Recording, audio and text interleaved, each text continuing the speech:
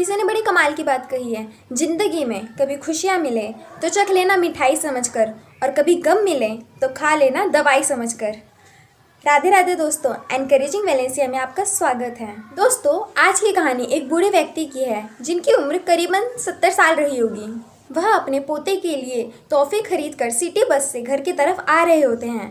वह ज़्यादातर घर आने के लिए सिटी बस का ही इस्तेमाल करते थे। घर पहुंचकर वह अपने पोते को ढेर सारे गिफ्ट देते हैं। तब उन्हें पता चलता है कि उनका पर्स गलती से बस में ही गिर गया है। वह अपने पर्स को वापस लेने के लिए बस स्टैंड पहुंचते हैं। वहां पर पूछते हैं कि 4 बजे वाली सिटी बस का बस कंडक्टर कौन था। वहाँ के लोग उन्हें बताते हैं कि वह तो पास ही किसी दुकान में बैठकर चाय पी रहा है, आप जाकर वहाँ पर उससे मिल सकते हैं।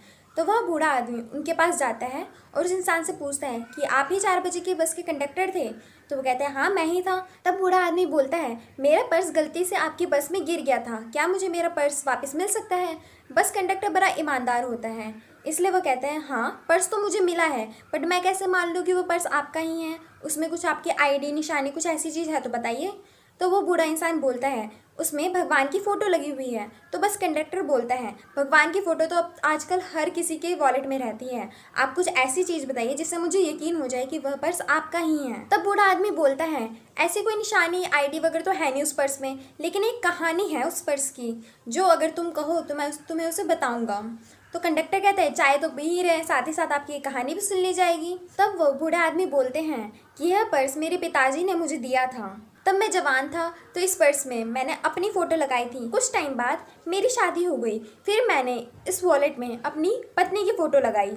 उसके बाद मेरे बच्चे हुए, मेरे बच्चे बहुत ही प्यारे थे, फिर मैंने अपने पर्स में अपने बच्चों की फ़ोटो रखी। टाइम बीतता गया और मेरे बच्चों के बच्चे भी हुए और सभी मुझसे अलग अलग रहने लगे, सभी अपनी लाइफ में इंजॉय करने लगे, सभी मुझे भूल ही गए थे एक तरीके से। मेरे वॉलेट में भगवान जी की फ़ोटो उस दिन आई जिस दिन मेरी पत्नी का देहांत हुआ।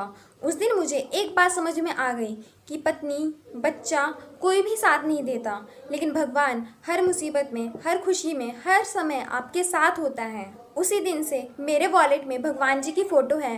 पूरी कहानी सुनकर कंडक्टर के आंख में आंसू आ जाते हैं और कंडक्टर उनका वह पर्स आदर सहित उनको लौटा देता है।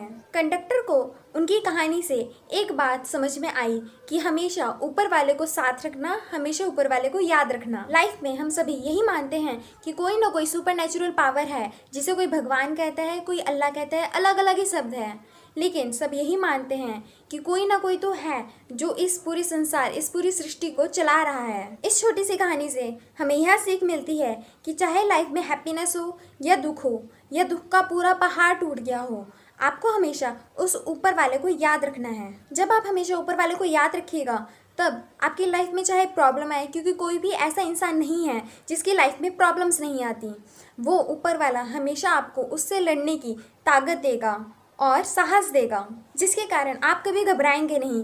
ऊपर वाले के आशीर्वाद पर भरोसा रखें। उम्मीद है आप सभी को आज की कहानी और इसका मतलब समझ में आ गया होगा। कल हमने आपसे एक छोटा सा सवाल पूछा था, जिसका सही जवाब इन्होंने दिया है। आज भी हम आपसे एक छोटा सा सवाल पूछने वाले हैं। व्यास मुनि के पिताजी का नाम क्या है? अपने जवाब हमें कमेंट सेक्शन में दीजिए।